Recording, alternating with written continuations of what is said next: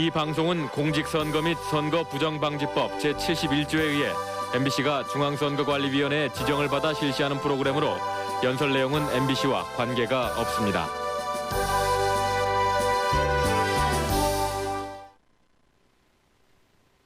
존경하는 국민 여러분, 안녕하십니까? 노무현입니다. 21세기 새로운 대한민국의 첫 대통령을 뽑는 날이 다가왔습니다.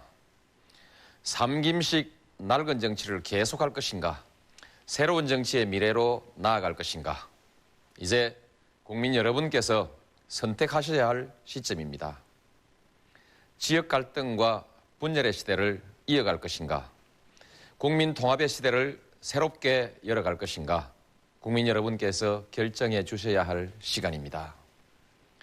긴장과 대립을 택할 것인가, 평화와 번영을 택할 것인가, 국민 여러분께서 결정해 주십시오. 국가 위신과 국민 자존심을 외면한 채 주변국으로 남을 것인가, 동북아 시대의 주역이 되는 당당한 대한민국을 건설할 것인가, 바로 국민 여러분의 선택에 달려 있습니다. 병력 기피와 탈세, 반칙을 일삼는 특권층 사회를 그대로 둘 것인가, 더불어 성공하는 진정한 보통 사람의 시대를 열 것인가, 이제 국민 여러분의 손에 달려 있습니다. 저는 국민 여러분의 위대한 선택을 믿습니다. 12월 19일 새로운 대한민국이 시작될 것입니다. 존경하는 국민 여러분, 이미 정치가 변하고 있습니다. 새 정치가 시작됐습니다. 바로 국민 여러분께서 먼저 시작해 주셨습니다. 조직도 돈도 없는 저 노무현을 국민 여러분께서 2번이나 대통령 후보로 만들어 주셨습니다. 전국 곳곳에서 손에 돼지 저금통을 들고 나와서 저를 맞아 주셨습니다. 100원, 200원 희망돼지를 채워주셨습니다. 10,000원, 20,000원 송금도 해주셨습니다. 저는 국민 여러분께 큰 빚을 졌습니다. 저에게는 그 빚을 갚을 책임이 있습니다. 낡은 정치를 완전히 몰아내고 그래서 그 빚을 갚도록 하겠습니다. 여러분께 진정 새로운 정치로서 보답하겠습니다. 철새 정치, 계보 정치, 측근 정치, 지역 정치, 돈 정치, 불복 정치, 이런 낡은 정치는 끝날 것입니다. 진정한 국민 주권의 시대가 활짝 열릴 것입니다. 그것은 저 노무현만의 승리가 아닌 바로 국민 여러분의 승리가 될 것입니다. 국민 여러분, 저는 대통령 당선과 동시에 민주당부터 개혁하겠습니다. 민주당은 새로운 정치의 주역이 되기 위해서 환골탈태에서 새롭게 태어날 것입니다. 이 과정에서 당의 문호를 전면 개방하겠습니다. 새 정치의 뜻을 함께하는 젊고 유능하고 도덕성과 전문성을 겸비한 새로운 인재들로 당의 면모를 일신하겠습니다. 현 정권의 부패와 실정에 책임이 있는 세력과 인사들도 응분의 책임을 지도록 하겠습니다. 그들이 새 정부 국정에 참여하는 일은 결코 없을 것입니다. 낡은 권위주의 정치 행태를 극복하지 못하고 부당하게 인사에 개입했거나 부패와 관련이 있는 인사들은 법적으로나 정치적으로 책임을 져야 할 것입니다. 동시에 대통령 선거에서 공을 세웠다고 해서 국정에 책임 있는 자리를 나누어주는 일도 결코 없을 것입니다.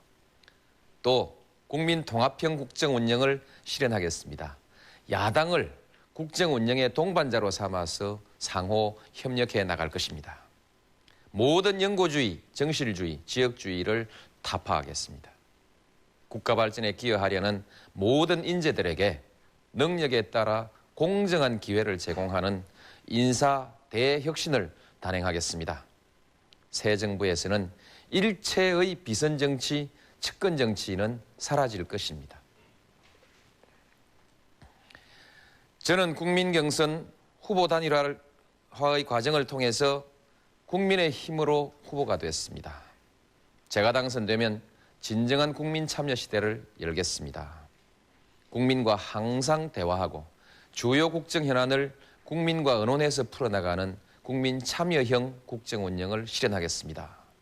이를 위해서 국민들과 대화의 장을 정기적으로 마련할 것입니다. 국민 여러분, 선거가 막바지에 이르자 삼김씩 낡은 정치, 낡은 선거 행태가 마지막 기승을 부리고 있습니다. 선거가 시작되자마자 근거 없는 폭로를 일삼더니 지역 감정을 다시 꺼내고 이젠 국민들의 불안을 부추기는 흑색 선전까지 동원하고 있습니다. 한나라당과 이회창 후보는 행정수도 건설 계획이 추진되면 집값이 폭락한다고 선동하고 있습니다. 주식시장이 무너지고 서민생활이 파탄날 것처럼 국민을 협박하고 있습니다. 이것은 정책 검증에 탈을 쓴 흑색 선전이고 무책임한 선동정치입니다. 이것이 바로 제가 청산하고자 하는 낡은 정치이고 낡은 선거 행태입니다. 행정수도 건설 계획은 지난 97년에 이회창 후보도 주장했던 것입니다. 그런데 벌써 2개월 전에 제가 제시했던 공약에 대해서 선거 막바지에 이르렀어야 근거 없는 억지 주장으로 국민 여러분의 불안을 부추기고 있습니다. 2개월 전에 저는 분명히 말씀드렸습니다. 서울과 수도권을 동북아 시대의 국제 비즈니스 경제 중심 도시로 행정수도는 정치와 행정의 중심으로 발전시켜 나가겠다고 약속했습니다. 그래서 수도권과 지방을 조화롭게 발전시키겠다고 말씀드렸습니다. 그런데 이제 와서 수도권이 텅텅 빌 것이라고 이렇게 거짓말을 하고 있습니다. 행정수도 건설은 국민 여론 수렴을 거쳐서 앞으로 10여 년에 걸쳐서 장기간 추진될 것입니다. 제가 대통령이 되면 임기 안에 기반 공사를 마치고 2010년쯤 이전이 시작될 것입니다. 지금도 해마다 수도권 인구가 25만 명씩 불어나고 있습니다. 행정수도 건설로 빠져나가는 인구는 10년 후부터 모두 합쳐도 20-30만 명에 그칩니다. 수도권에 새로 유입되는 한 해 인구 정도에 불과합니다. 수도권이 텅텅 비고 집값이 폭락할 것이라는 억지 주장은 국민의 상식을 모독하는 거짓말입니다. 지금도 서울의 강남 일부 지역에서는 아파트 값이 해마다 수천만 원, 수억 원씩 오르고 있습니다. 강남의 아파트 값 폭등은 수도권의 아파트 값을 올리고 전세와 월세값 폭등을 가져옵니다. 무주택 서민들이 전세값 폭등으로 울고 있습니다. 신혼의 꿈이 전세와 월세값 폭등으로 상처받고 있습니다. 자식들이 커가면서 방 한 칸 늘려가려는 대다수 중산층의 꿈을 앗아가버리는 것입니다. 이랬어야 되겠습니까? 수도권의 집값은 안정돼야 합니다. 주택 공급을 계속 확대해야 합니다. 행정수도 건설은 수도권의 되풀이되는 부동산 투기와 집값 폭등을 막고 안정시키자는 것입니다.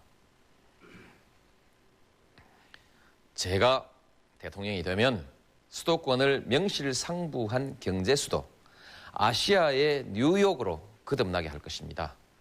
대한민국을 동북아 시대의 중심국가로 발전시키고 수도권이 그 중심축이 될 것입니다.